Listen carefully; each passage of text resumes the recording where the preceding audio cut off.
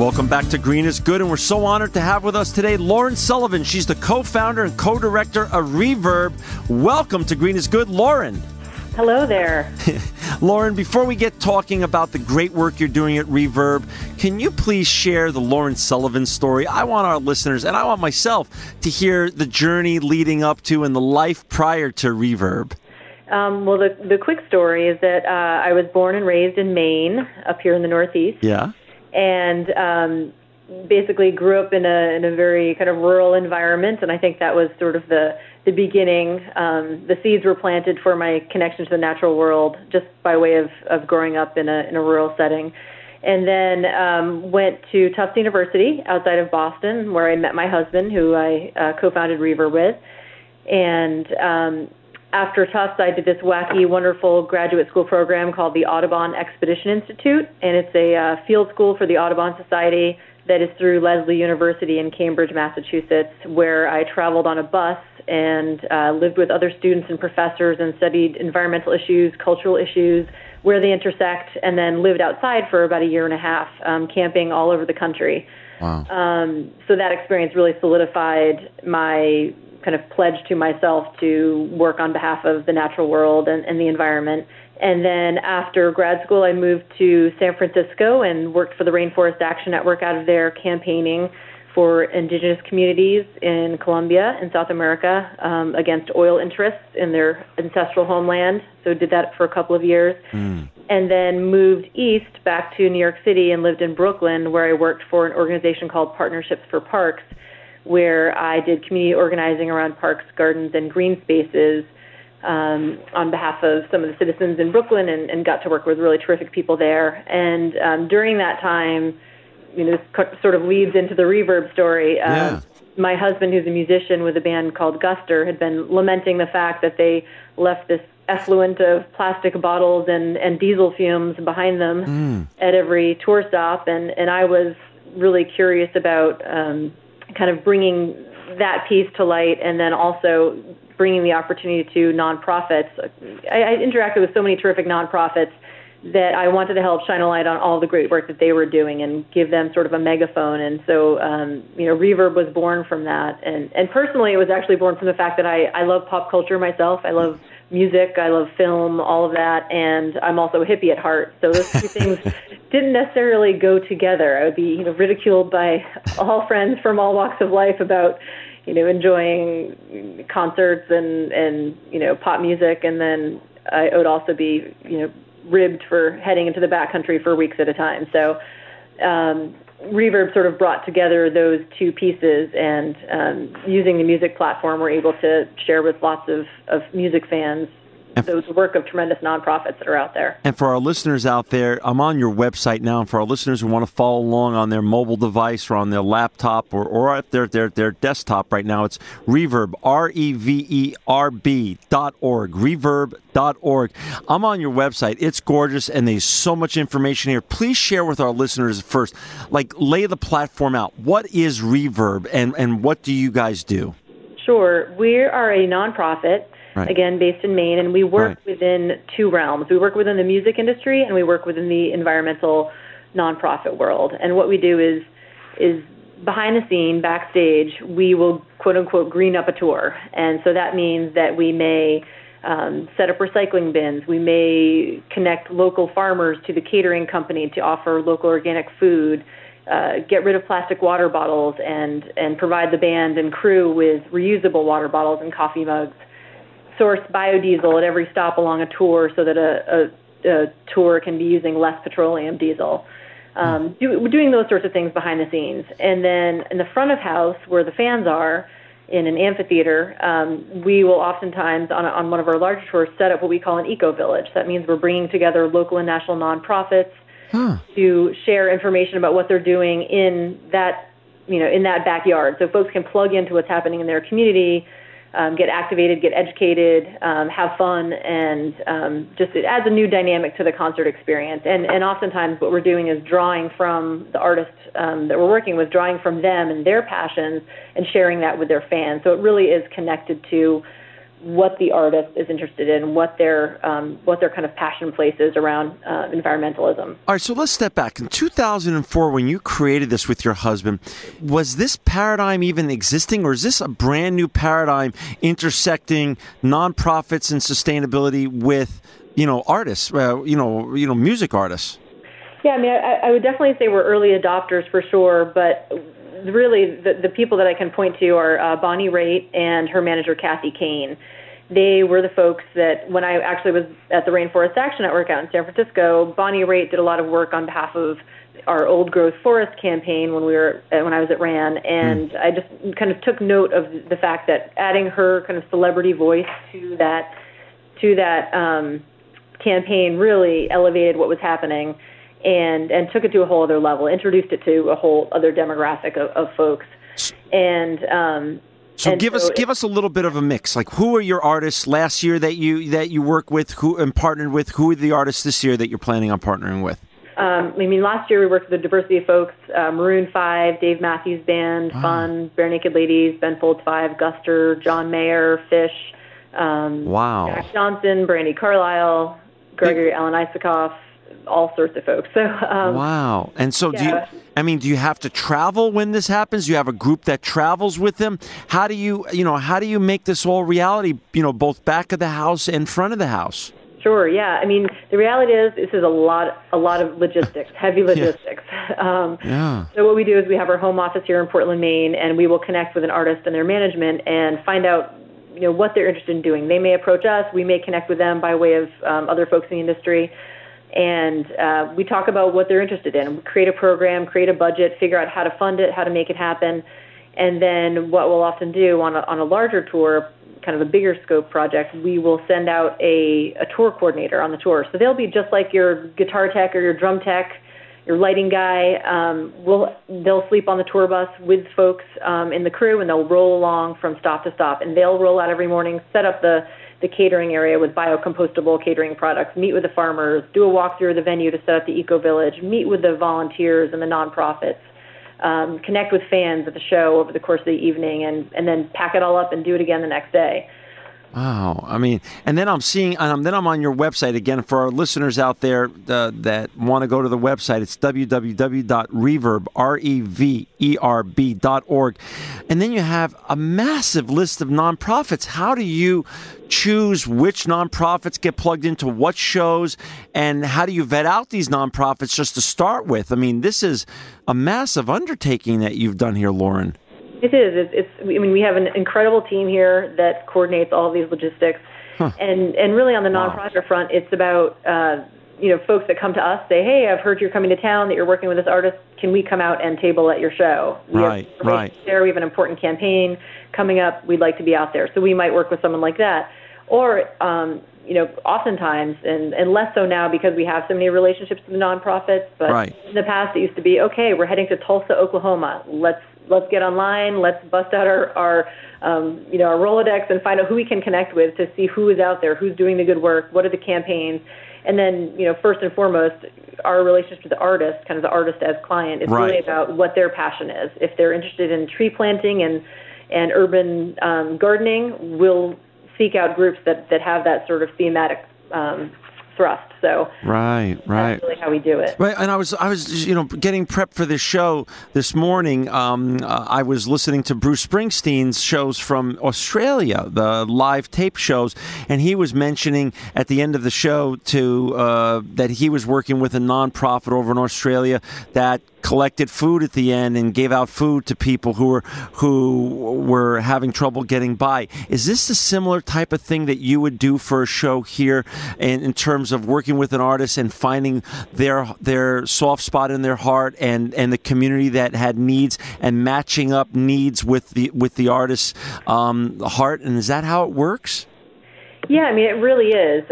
For instance, we worked with Jason Mraz, and I used the example before, but he was very passionate about tree planting and urban trees and sustainability. Yeah. And so what we've been doing more and more now is connecting these issue areas to service projects. Right. So we went, along the course of his tour, we had some marquee service projects where Jason came out, different volunteers came out, and folks from the community and a local tree organization would come out and do the tree work that needed to get done, planting trees, fertilizing them, just working on all those pieces. So it's been great. The Dave Matthews Band folks have come out and done some great urban gardening, compost bin construction. And then we just recently finished up a couple of service projects with one with Maroon 5 in LA, working with this organization called Freehab, and we helped them put together this eco-sustainable suite for kids that are coming out of rehabilitation and are kind of starting a new life. And then we also worked with a band called Fruition in the space for at-risk youth, and it's a music space as well where they offer music classes. So we went in, did a bunch of cleaning, got some instruments donated, and so it's something that we're trying to do more and more of because, you and I think probably a lot of your listeners know that sustainability and the word green, some people have are kind of oversaturated by the word green, and so for us, we want to stay as innovative as we can and kind of be reinventing ourselves to connect the dots with real people's lives and make environmentalism and make sustainability connect with people and connect with their hearts and become meaningful again. And so the way that we're really feeling like it's the most powerful way to do that is through these service projects where we leave a legacy. We're doing something very hands-on, working side by side with the artist. And it's just a really gratifying process for everyone. So we're excited to do more of that. For our listeners who just joined us, we've got Lauren Sullivan with us today. She's the co-founder and co-director of Reverb. And to check out what Reverb does, it's fascinating and it's important. It's www.reverb.org. I'm on your site. I mean, just all the things that you touch and that you interrelate with regards to these artists, in terms of waste reduction, travel, backstage, front stage, catering, lodging, carbon footprint reduction. It's amazing. But let's talk about the fans for a second. What is your secret sauce for engaging fans and, the millennials out there and those who are older than the millennials like me? How do you engage the fans to get involved and to take action and be part of the solution? Well, I think first and foremost, it's really about the fact that any fan that's at the show is there because they want to see their favorite artist perform that night. It's about that feeling. It's about that connection to the artist. So really what we do is kind of highlight that relationship and really use that relationship in the best of ways to say, hey, did you know that Dave Matthews and the entire band are really passionate about farming and sustainable agriculture? And hey, you know what? You can donate $5. You can get a basil seed pack, and then that money actually goes to a local food pantry to help them purchase a community-supported agriculture share to get farm fresh food to families that are dealing with food insecurity in your community. So, through the Dave Matthews Band and through some of our other programs, last year alone, we helped bring in and get donations from fans, over $84,000 that were going towards CSA farm donations to community food banks, and also bringing in money and helping support local farms by way of getting those farmers to source food and then bring food to the caterers, over $100,000 in local farm food. So it's really about that connection to the artist and engaging them in fun ways. We've got multimedia displays and different actions that people can take, photo booths, contests, and prizes that folks can win. So it's really kind of an exciting environment, and really what we aim to do is to not preach, not be up on our soapbox, but just have a dialogue with folks. And Lauren, prior to going on the air, you and I were talking about your fascinating Campus Consciousness Tour, talking about engaging fans and doing fun things. What is that about? Explain to our listeners what the Campus Consciousness Tour that you're working on will do. Sure, yeah. The Campus Consciousness Tour it's basically the way we describe it is that it's a half music tour, half environmental campaign. And so we go onto college campuses across the country with one artist. So actually this upcoming tour, we're heading out with a band called Capital Cities. They're terrific. And what happens out on tour is that we connect with local environmental groups and sustainability groups and philanthropic groups on campus that are making change in their campus community. We'll connect with them. We'll often have a national sponsor that will come on board to help fund the programming that we're doing, and we'll also bring some daytime activities to life, depending on the artist. So it's really kind of a dynamic all-day event on campus where we work with the students and shine a light on what's happening on campus, bring some new kind of issues to the table, and then have a really fun village experience at night along with the concert on campus. How many campuses will you be touching this year?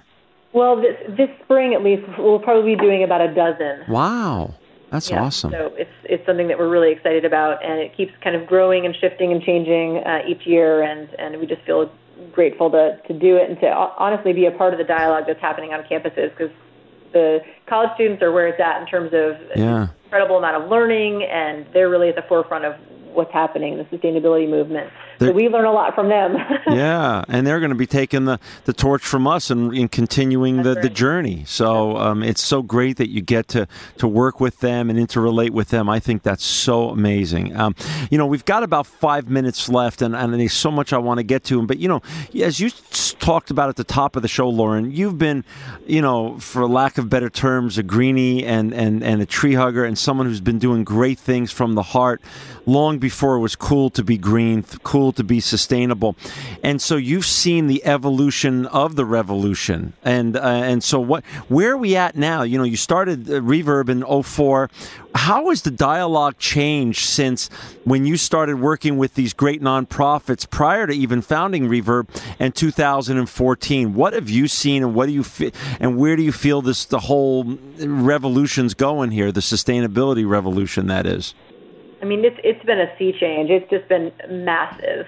We started out kind of getting our feet underneath us in 2003, and then launched our first Reverb tour in 2004. And so, this is our 10th year in action. And honestly, it's been a dramatic shift. I mean, folks didn't know what the quote unquote green meant, or sustainability, climate change. All these terms were very new to all of us. So I do think it's one of those things where it was kind of a marginalized movement even 10 years ago. So it was more of the, kids tabling with a cardboard sign, and, it's kind of wild, and the flaky nonprofits and all of that kind of reputational stuff that we had to kind of rally against initially. And, and we went to the artists and said, there are these great groups doing great work, and, our the initial way we worked was to run interference and to help the nonprofits get their message out and help the musicians and all of their fans to see that this is some incredibly worthy stuff. And, that wasn't too difficult, because a lot of musicians are activists in rock star clothing, and so lucky for us that's the case.